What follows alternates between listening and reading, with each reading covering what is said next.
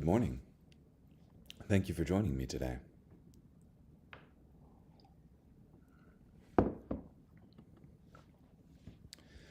This morning we'll be in Numbers chapter 32, verse 1 through chapter 33, verse 39.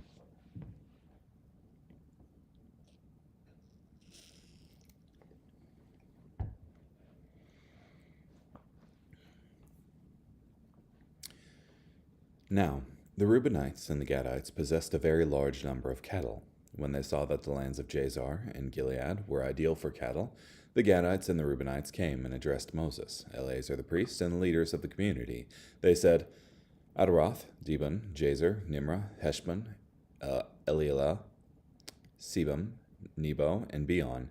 The land that the Lord subdued before the community of Israel is ideal for cattle, and your servants have cattle. So they said, If we have found favor in your sight, let this land be given to your servants for our inheritance. Do not have us cross the Jordan River.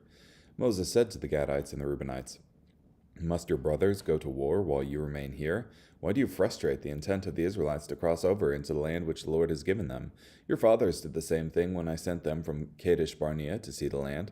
When they went up to the Eshcol Valley and saw the land, they frustrated the intent of the Israelites, so that they did not enter the land that the Lord had given them. So the anger of the Lord was kindled that day, and he swore, Because they have not followed me wholeheartedly, not one of the men 20 years old and upward who came from Egypt will see the land that I swore to give to Abraham, Isaac, and Jacob, except Caleb, son of Jephunneh, the Kenizzite, and Joshua, son of Nun, for they followed the Lord wholeheartedly.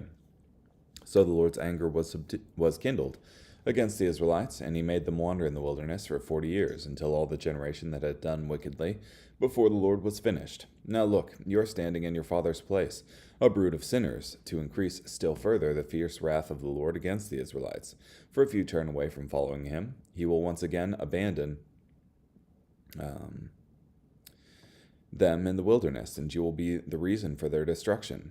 But they came very close to him and said, We will build sheepfolds here for our flocks and cities for our families, but we will maintain ourselves in armed readiness and go before the Israelites until whenever we have brought them to their place. Our descendants will be living in fortified towns as a protection against the inhabitants of the land. We will not return to our homes until every Israelite has his inheritance. For we will not accept any inheritance on the other side of the Jordan River and beyond, because our inheritance has come to us on this eastern side of the Jordan. Then Moses replied, If you will do this thing, and if you will arm yourselves for battle before the Lord, and if all your armed men cross the Jordan before the Lord until he drives out his enemies from his presence, and the land is subdued before the Lord, then afterward you may return, and be free of your obligation to the Lord and to Israel. This land will then be your possession in the Lord's sight. But if you do not do this, then look, you will have sinned against the Lord, and know that your sin will find you out. So build cities for your descendants and pens for your sheep. But do what you have said you would do. So the Gadites and the Reubenites replied to Moses, Your servants will do as my Lord commands. Our children, our wives, our flocks, and all our livestock will be here in the cities of Gilead. But your servants will cross over, every man armed for war, to do battle in the Lord's presence, just as my Lord says. So Moses gave orders about them to Eleazar the priest, to Joshua son of Nun, and to the heads of the families of the Israelite tribes. Moses said to them, If the Gadites and the Reubenites cross the Jordan with you, each one equipped for battle in the Lord's presence, and you conquer the land, then you must allot them the territory of Gilead as their possession. But if they do not cross over with you armed, they must receive possessions among you in Canaan. Then the Gadites and the Reubenites answered, Your servants will do whatever the Lord has spoken. We will cross armed in the Lord's presence into the land of Canaan, and then the possession of our inheritance that we inherit will be ours on this side of the Jordan River. So Moses gave to the Gadites, the Reubenites, and to the half-tribe of Manasseh, son of Joseph, the realm of King Sihon of the Amorites, and the realm of King Og of Bashan, the entire land with its cities and its territory surrounding them. The Gadites rebuilt Deepen, Adaroth, Aroer, Atroth Shophan, Jazer, Jogbehah, Beth Nimrah, and Beth Haran as fortified cities, and constructed pens for their flocks. The Reubenites rebuilt Heshbon, Eliela, Kiriathaim, Nebo, Baal Meon, with a change of name, and Sibmah. They renamed the cities they built. The descendants of Machir, son of Manasseh, went to Gilead, took it, and dispossessed the Amorites who were in it. So Moses gave Gilead to Machir, son of Manasseh, and he lived there. Now Jair, son of Manasseh, went and captured their small towns, and named them Havoth Jair. Then Noba went and captured Kenath and its villages, and called it Noba, after his own name. These are the journeys of the Israelites who went out of the land of Egypt by their divisions under the authority of Moses and Aaron. Moses recorded their departures according to their journeys by the commandment of the Lord. Now these are their journeys according to their departures. They departed from Ramesses in the 1st month, on the 15th day of the 1st month. On the day after the Passover, the Israelites went out defiantly, in plain sight of all the Egyptians. Now the Egyptians were burying all their firstborn, whom the Lord had killed among them. The Lord also executed judgments on their gods. The Israelites traveled from Ramesses and camped in Succoth. They traveled from Succoth and camped in Etham, which is on the edge of the wilderness. They traveled from Etham and turned again to Pi-hahiroth, which is before Baal-zephon, and they camped before Migdol. They traveled from Pi-hahiroth and passed through the middle of the sea into the wilderness, and went 3 days' journey into the wilderness of Etham, and camped in Marah. They traveled from Marah and came to Elam. In Elam there are 12 fountains of water and 70 palm trees, so they camped there. They traveled from Elam and camped by the Red Sea. They traveled from the Red Sea and camped in the wilderness of Zin. They traveled from the wilderness of Zin and camped in Dophkah. They traveled from Dophkah and camped in Alish. They traveled from Alish and camped at Rephidim, where there was no water for the people to drink. They traveled from Rephidim and camped in the wilderness of Sinai. They traveled from the desert of Sinai and camped at Kibroth-Hattaavah. They traveled from Kibroth-Hattaavah and camped at Hazeroth. They traveled from Hazeroth and camped in Rithmah. They traveled from Rithmah and camped at Rimmon-Perez. They traveled from Rimmon-Perez and camped in Libnah. They traveled from Libnah and camped at Rissah. They traveled from Rissah and camped in Kehelathah. They traveled from Kehelathah and camped at Mount Shepher. They traveled from Mount Shepher and camped in Haradah. They traveled from Haradah and camped in Machheloth.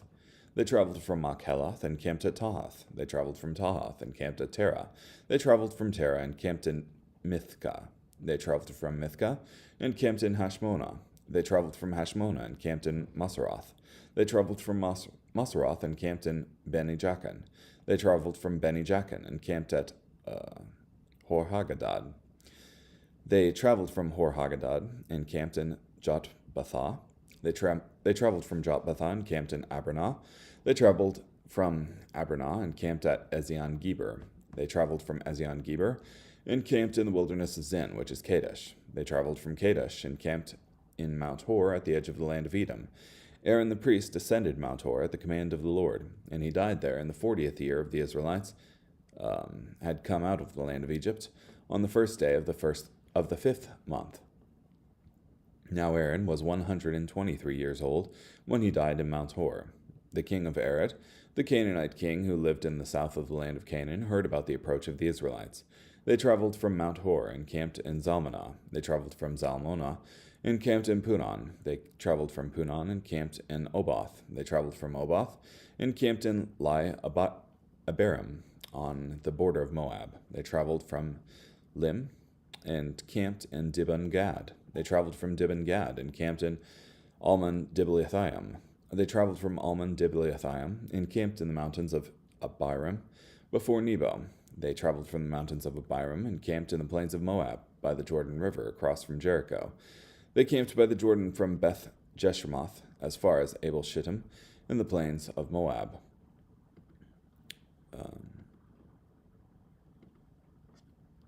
Whoops. Went a little bit too far there. Oh well. I just assumed we were doing all the places, so I kept going. Oh well. So essentially here you have the Israelites about to enter into the promised land. And you have two of the tribes, that is the Reubenites and the Gadites, noticing the land on the east side of the Jordan, that it was a land suitable for cattle. So they said to Moses, hey, let us stay here, and our inheritance will be on this side. And Moses is like, no. you're going to bring down the wrath of God on this congregation if you don't come over and help your brothers in getting their possession. But they eventually agreed after Moses said his side, and they decided that they would build sheepfolds and fortified cities for their families and settle them there and come over and help their brothers on the western side of the Jordan to claim their inheritance.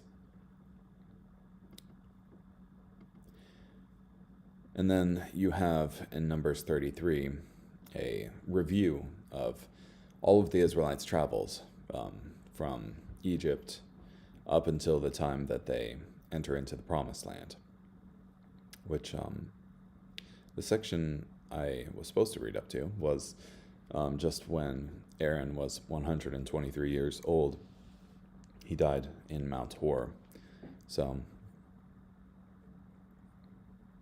at that point, they had been wandering for, that's the 40th year after the Israelites had come out of the land of Egypt. So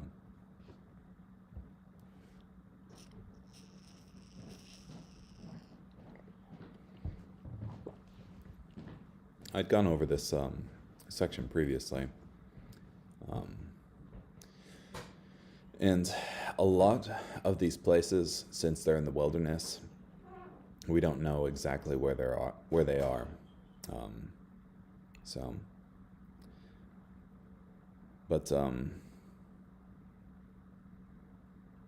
Yeah. Guess I don't have too much more to say on this. Carrying on, Luke chapter 4, verse 31 through chapter 5, verse 11. So Jesus went down to Capernaum, a town in Galilee, and on the Sabbath he began to teach the people. They were amazed at his teaching because he spoke with authority. Now in the synagogue there was a man who had the spirit of an unclean demon, and he cried out with a loud voice, "Ha! Leave us alone, Jesus the Nazarene. Have you come to destroy us? I know who you are, the Holy One of God." But Jesus rebuked him. "Silence! Come out of him." Then after the demon threw the man down in their midst, he came out of him without hurting him. They were all amazed and began to say to one another, "What's happening here? For with authority and power he commands the unclean spirits, and they come out." So the news about him spread into all areas of the region. After Jesus left the synagogue, he entered Simon's house. Now Simon's mother-in-law was suffering from a high fever, and they asked Jesus to help her. So he stood over her, commanded the fever, and it left her. Immediately she got up and began to serve them. As the sun was setting, all those who had any relatives sick with various diseases brought them to Jesus. He placed his hands on every one of them and healed them. Demons also came out of many, crying out, "You are the Son of God." But he rebuked them and would not allow them to speak, because they knew that he was the Christ. The next morning, Jesus departed and went to a deserted place. Yet the crowds were seeking him, and they came to him and tried to keep him from leaving them. But Jesus said to them, "I must proclaim the good news of the kingdom of God to the other towns too, for that is what I was sent to do." So he continued to preach in the synagogues of Judea. Now Jesus was standing by the lake of Gennesaret, and the crowd was pressing around him to hear the word of God. He saw 2 boats by the lake, but the fishermen had gotten out of them and were washing their nets. He got into one of the boats, which was Simon's, and asked him to put out a little way from the shore. Then Jesus sat down and taught the crowds from the boat. When he had finished speaking, he said to Simon, "Put out into the deep water and lower your nets for a catch." Simon answered, "Master, we worked hard all night and caught nothing, but at your word I will lower the nets." When they had done this, they caught so many fish that their nets started to tear. So they motioned to their partners in the other boat to come and help them, and they came and filled both boats, so that they were about to sink. But when Simon Peter saw it, he fell down at Jesus' knees, saying, "Go away from me, Lord, for I am a sinful man." For Peter and all who were with him were astonished at the catch of fish that they had taken. And so were James and John, Zebedee's sons, who were Simon's business partners. Then Jesus said to Simon, "Do not be afraid. From now on you will be catching people." So when they had brought their boats to shore, they left everything and followed him.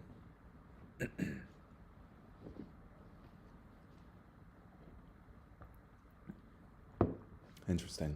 I hadn't placed this before, but the original start of this story is that in chapter 5, the crowds are pressing in on him. So he goes in a boat a little way from the shore and teaches them there. But after that, he says to Simon, go out and put your net in the deep waters. And they do so, and they catch so much fish that, that both of the boats that they were using were about to sink. So I wonder if the crowds were still there for this portion. I can't imagine everybody had dispersed, but definitely quite a sight, for sure.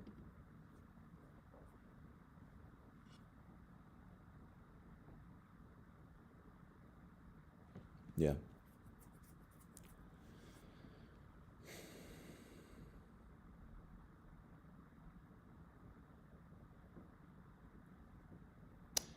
And Jesus was healing people as well in the previous chapter and casting out demons. So, carrying on, Psalm chapter 64, verses 1 to 10. Listen to me, O God, as I offer my lament. Protect my life from the enemy's terrifying attacks. Hide me from the plots of evil men, from the crowd of evildoers. They sharpen their tongues like a sword. They aim their arrow, a slanderous charge, in order to shoot down the innocent in secluded places. They shoot at him suddenly and are unafraid of retaliation. They encourage one another to carry out their evil deed. They plan how to hide snares and boast. Who will see them? They devise unjust schemes. They disguise a well-conceived plot. Man's inner thoughts cannot be discovered. But God will shoot at them. Suddenly they will be wounded by an arrow. Their slander will bring about their demise. All who see them will shudder, and all people will fear. They will proclaim what God has done and reflect on his deeds. The godly will rejoice in the Lord and take shelter in him. All the morally upright will boast. And finally, Proverbs 11:22. Like a gold ring in a pig's snout is a beautiful woman who rejects discretion. Okay, well, thank you so much for joining me today. Hope you have a nice day.